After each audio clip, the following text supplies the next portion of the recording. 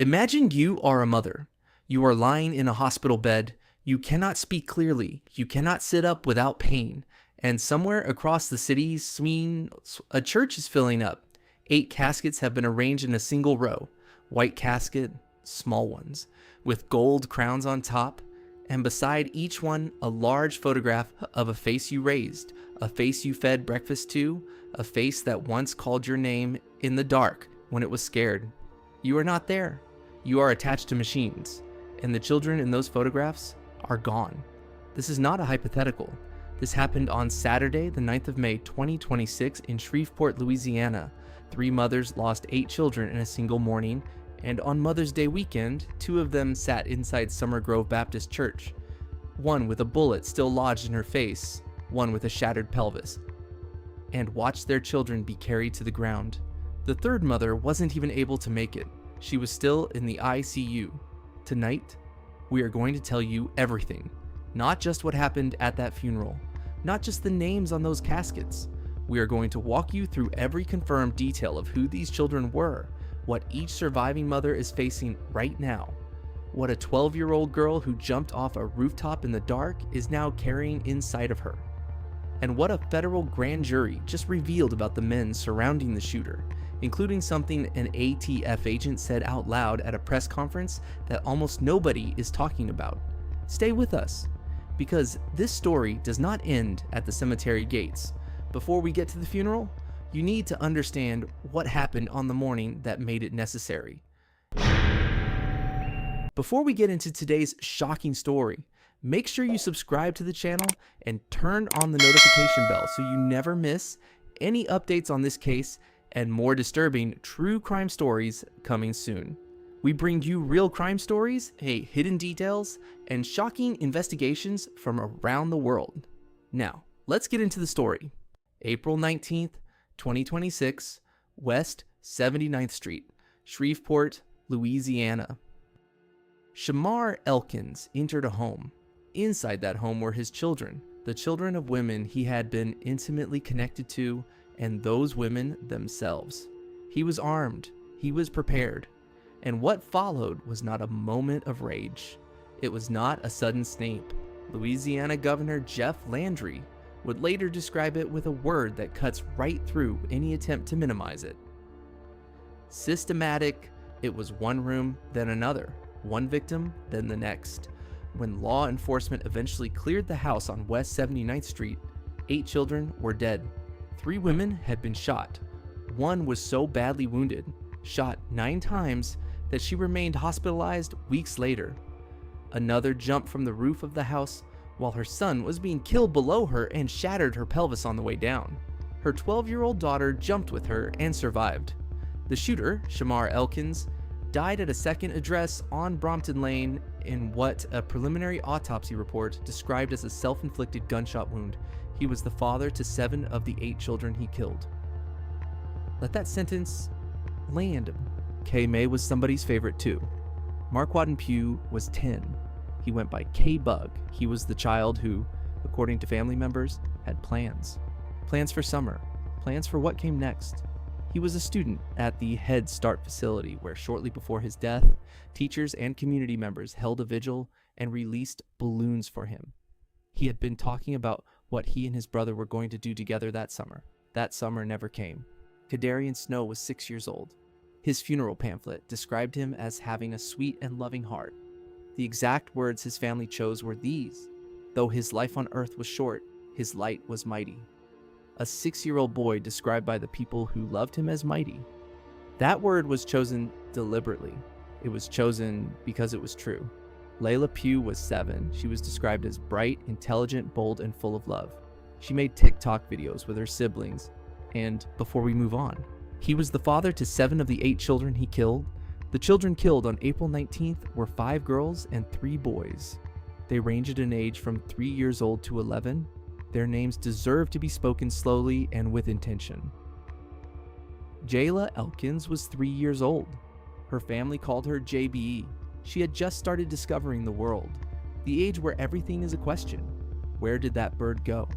Why is the sky that color? Can I have more? JB never got to ask enough questions. Kayla Pugh was 6. She went by Kay May. 6-year-olds know how to make you laugh in ways you don't expect. They are old enough to have jokes, old enough to have favorites.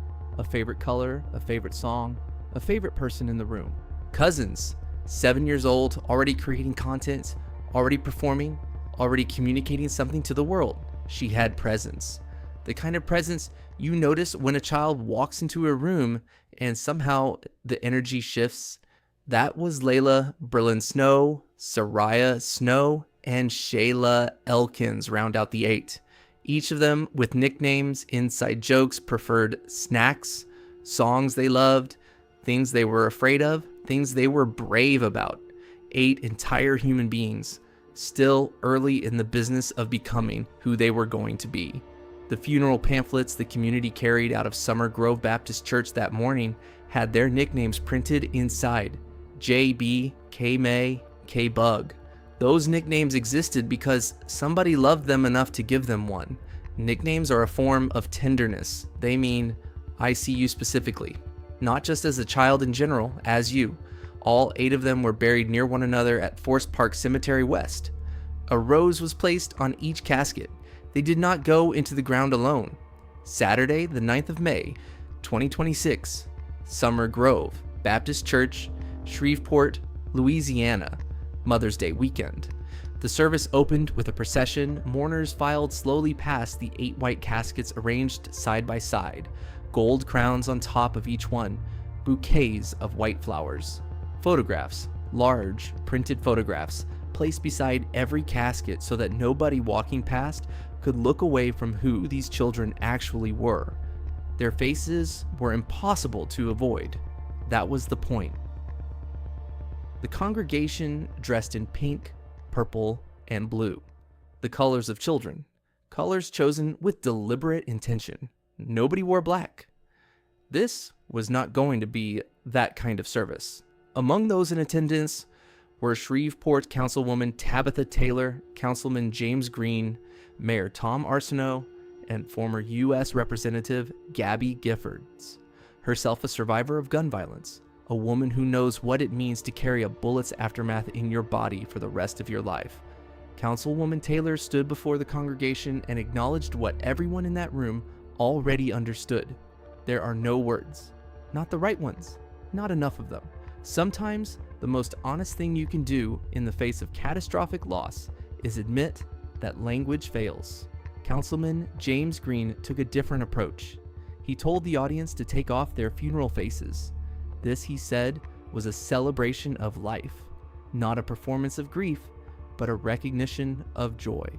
The joy these children brought to every person who ever held one of them, laughed with one of them, tucked one of them in. Pastor and gospel singer Kim Burrell addressed the congregation with the question that every person in that building was holding, but perhaps afraid to voice out loud. Why, God? How could you allow this? And then Burrell answered it in the only honest way available. The same God that healed you from the things you've never told a single person about, that God does not owe us explanations. He makes no mistakes. That answer does not satisfy the grief. It was never meant to. It was meant to hold the room steady enough to get through to the next hour. After the service, the caskets were carried on processionals to the cemetery. Roses were placed on each one at the burial. All 8 children were committed to the earth together near each other in the same ground, as they had spent so much of their lives. In the same spaces, the same households, connected to the same family network that Shamar Elkins tore through on April 19th. The Louisiana Governor's Love One Louisiana Foundation covered every dollar of funeral and burial costs. Not one family paid a single cent to bury their child.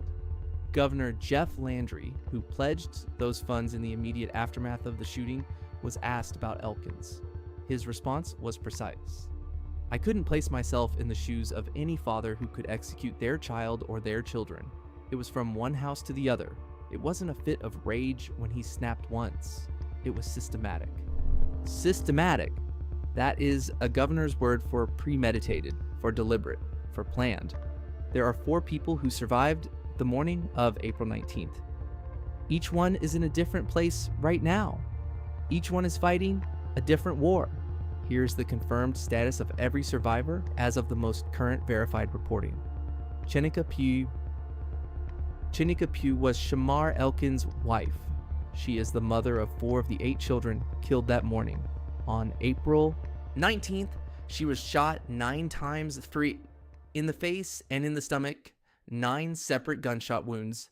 She underwent multiple surgeries. As of the most recent confirmed reporting, she remains in the ICU.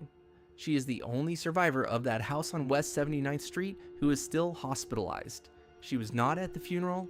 Her family has been carefully managing access to her environment, limiting the number of people around her in order to keep her recovery conditions as controlled and as calm as possible.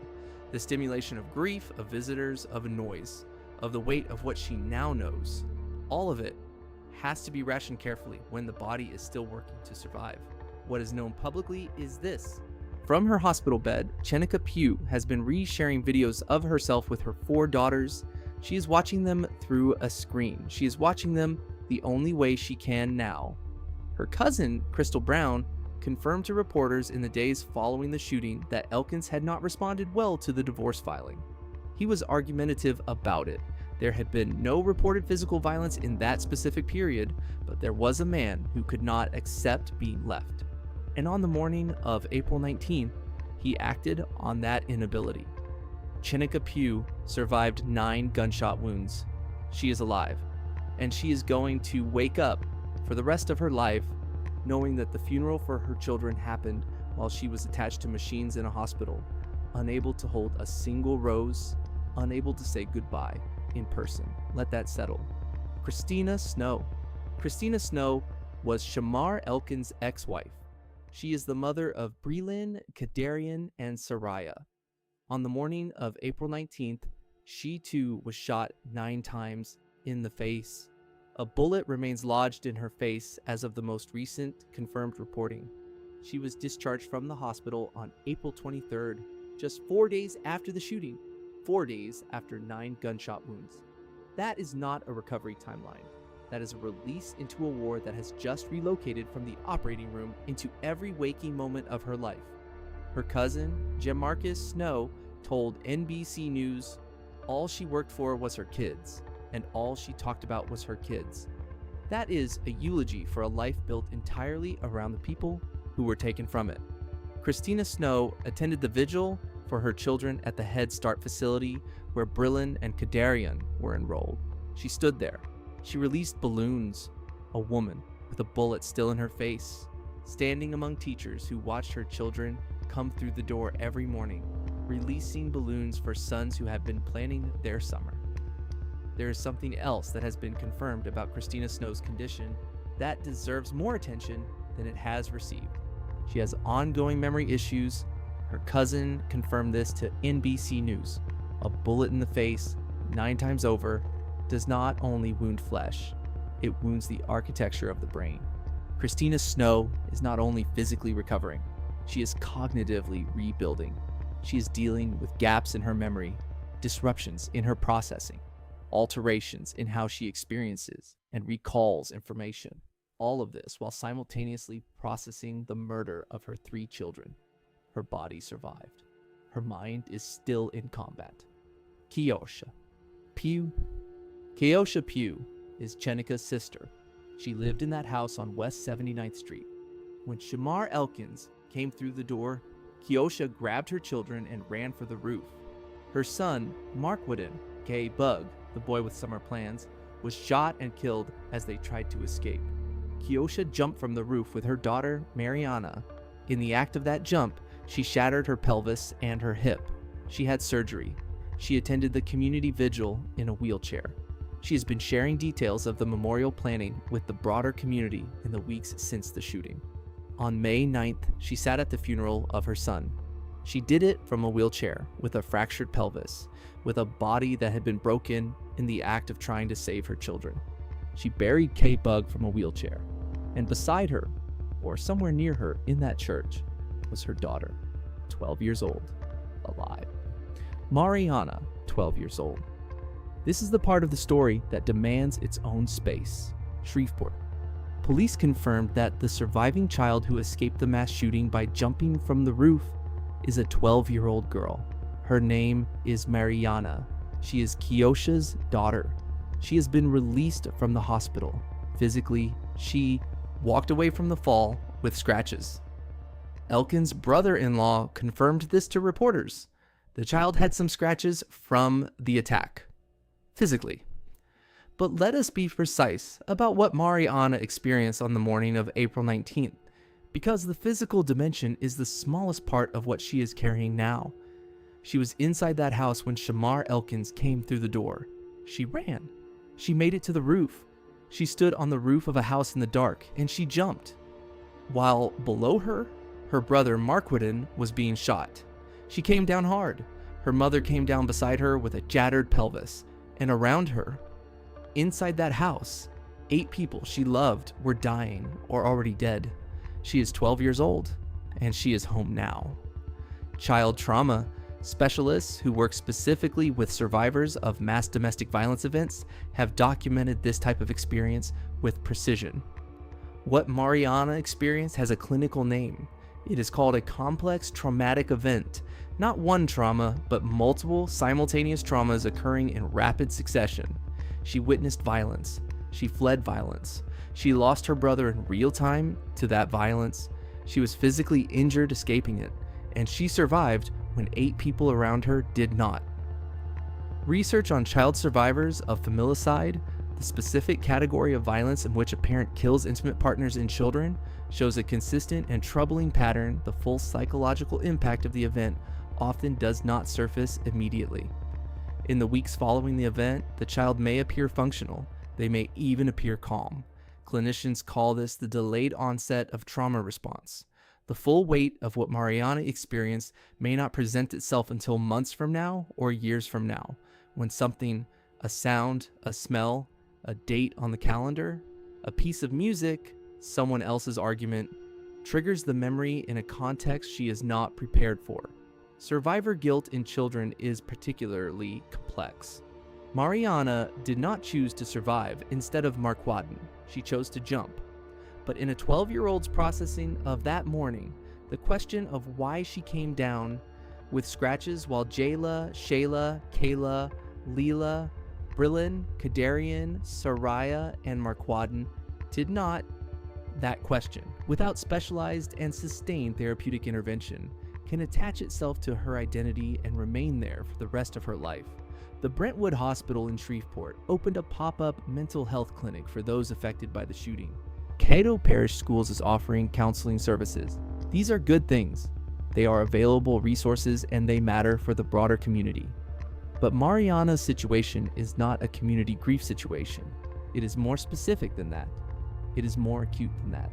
What Mariana needs is not a school counselor checking in between classes. What she needs is a trauma-specialized therapist with direct clinical experience in child survivors of familicide. Someone who has sat across from a child who jumped off a roof in the dark.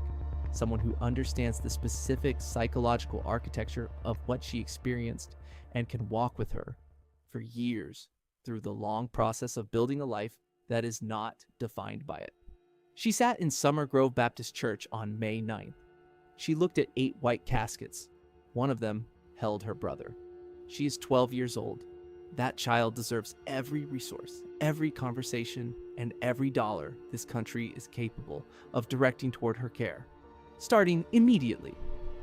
While the community of Shreveport was preparing for a funeral, the federal investigation into how this shooting happened was moving forward with significant force.